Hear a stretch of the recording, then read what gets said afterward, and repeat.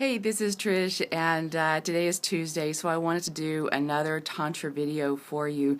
And I wanted to talk a little bit more about techniques in Tantra and why I haven't specifically given any yet, because I will. I was kidding.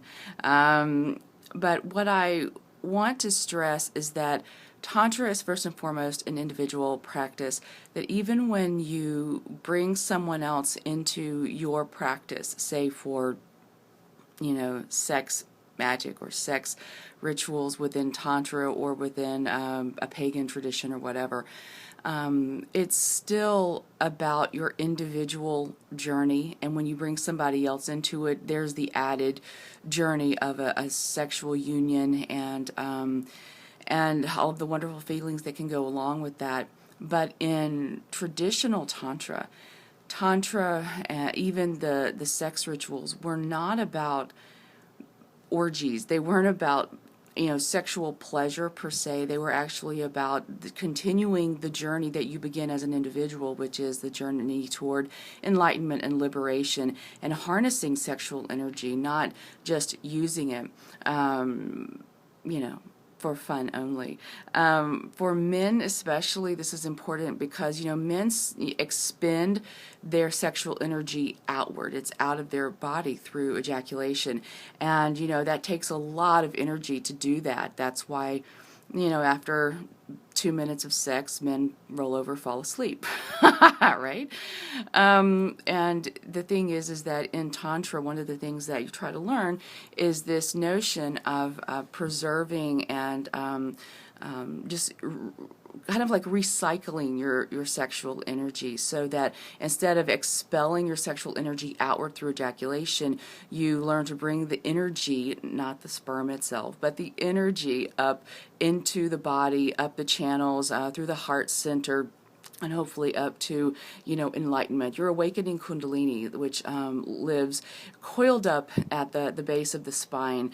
And so even when two people come together in traditional tantric sexual union, it's not actually about sexual pleasure per se. That even in that experience, it's all about awakening and raising the kundalini, raising the awareness, and utilizing sexual energy. Now, if you want to do true sexual union in a tantric way, it's actually quite involved. There are different branches of Tantra and different schools of Tantra, and many of them focus on goddesses within their worship, and there's one in particular that is all goddess-based. Women in the West, particularly women who eschew patriarchy, we like this branch of Tantra because it is so female oriented, but it's also about recognizing mother, because in patriarchy, everything is about the man, but we have Mother Nature and Mother Earth, and it's women who give birth to children and women's bodies who nurture children. All of the great gods and, all of the great prophets, they were all born to women. And so having such an emphasis on goddess and goddess energy and honoring the goddess, that's really groovy, and that means a lot to especially women. And it means a lot to the men who are brave enough to also see patriarchy for what it is. So it's quite involved when you get to the real tantric rituals.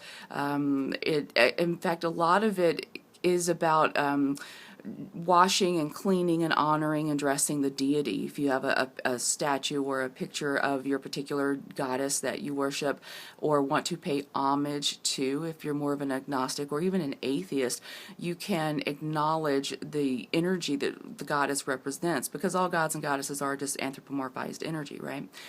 So even if you're agnostic or atheist, you can participate in the tantric rituals and tantric path.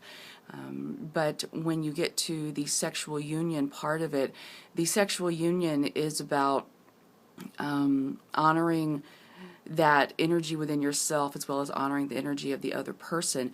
But even the sexual union, a good part of it is spent in honoring the woman and reciting mantras like 108 times. I mean, it's actually quite involved. So it's not just about orgies and getting off and, you know, living out your porn fantasies. It's not that at all. So you can pick and choose what you want to pursue in your tantric practice and in your sexual union practice or sex magic practice. But you know, I just want to talk a little bit more about tantra and the techniques, because as long as you understand that the tantric path really is an individual path. It's about your growth and your experiences and your awakening to your consciousness and how that connects to the consciousness of the all, the micro meeting the macrocosm, etc. So that when you then bring that with a partner who hopefully has also been doing his or her own journey, then that's when it's really, really amazing, even if you're just using Tantra for multiple orgasms. All right, I will see you soon. Bye.